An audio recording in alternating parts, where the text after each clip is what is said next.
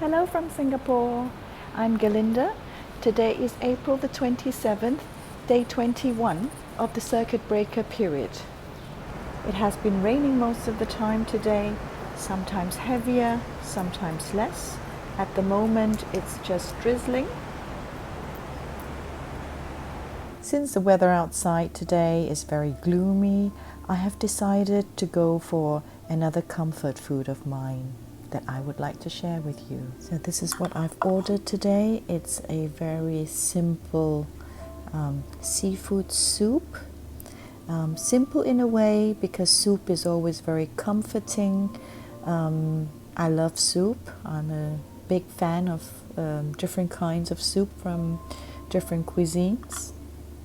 This one contains crayfish, half of a crayfish. There you go. This is how a crayfish looks like. And besides that, a prawn. There you go, a nice big prawn. And then we have scallops, white fish slices, clams, quite a lot of them actually, and abalone.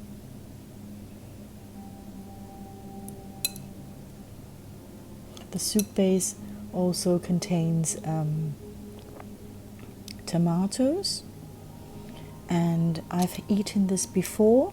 I love it because the soup, the broth is very, very intense and it tastes like it has been cooked and simmered for hours. I especially enjoy this dish with rice. So I would just add the rice onto the soup and eat it like that.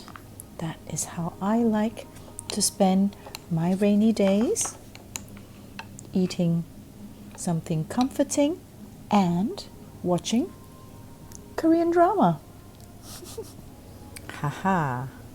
I've also bought a cake from the cake shop downstairs from the hotel. This is cookies and cream cheesecake. Ooh. Let's see.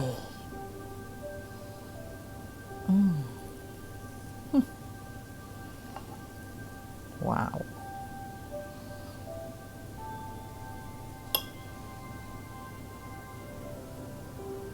Cookies and cream cheesecake.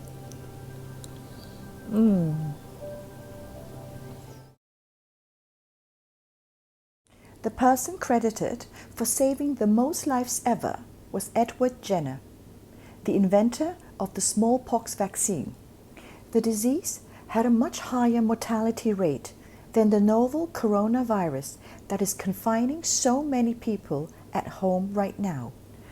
About 80% of children and 60% of adults who contracted smallpox died from it.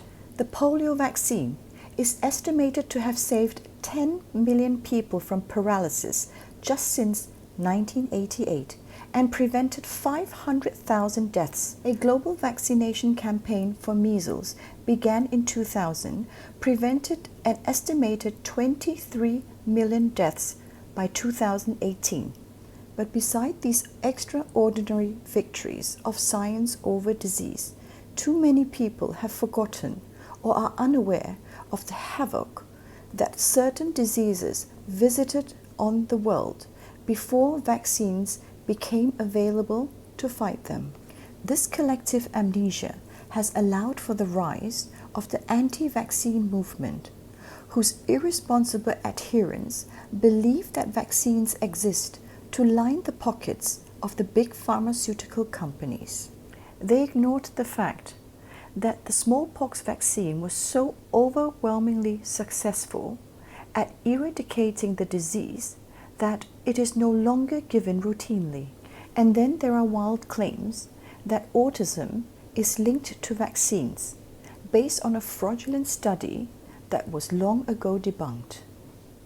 Are anti-vaxxers ready to start believing in vaccines again? As social distancing and other efforts to rein the spread of COVID-19 ramped up, people are understandably hoping for an Edward Jenner-like miracle in the form of a vaccine that would protect against the virus. There is encouraging news on the score and discouraging news as well. Recently, people have seen what seems like a bright promise in the darkness: a volunteer in Seattle receiving the first dose of an experimental vaccine against the novel coronavirus. It was developed by a Massachusetts company called Moderna, one of the dozens of companies searching for the vaccines across the world. The speed of development had been made possible in part through the help of Chinese scientists who worked on sequencing the genetic material of the virus that causes COVID-19. But as fast as this sounds, don't expect a coronavirus clinic to be opening near you anytime soon. Despite the claims from anti-vaccine crowds that vaccines aren't tested thoroughly enough before coming into the market, they actually go through a longer and tougher process than most other drugs. Without fast tracking, it usually takes 10 to 15 years. The experimental vaccine injected recently isn't being tested for effectiveness yet. It's in the first phase of testing, which looks only at its safety for human. At least 2 more phases will follow. They look at whether a vaccine works and what the optimal dose levels are, in addition, in continuing to check for its safety. It's worth noting that many proposed vaccines never make it all the way to approval. What looks promising at first often proves disappointing when subjected to thorough testing. In urgent situations, vaccines can be fast-tracked, but fast is a relative term. Public health officials have warned that even if these first vaccines continue to look good, a fast-tracked vaccine wouldn't be available for 18 months, perhaps a little bit sooner. And the vaccine approach used by Moderna, using genetic material called messenger RNA, has not in the past resulted in any vaccine being brought to the market, although it doesn't mean it couldn't work. Even in dire situations, testing is critical. An ineffective vaccine could do more harm than good by giving people the false impression that they are protected.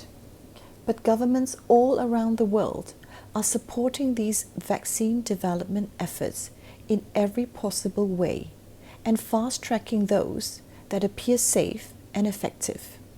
COVID-19 is upending our lives and our economy. Of course, we want a vaccine to stop it in its tracks as soon as possible. But come the time when, may it only happen, vaccines have rendered COVID-19 just a memory. It's frightening to think that future generations who did not live through this may think of the vaccine more of a problematic than of the disease. Hey, anti-vaxxers, are you ready to get your shots yet?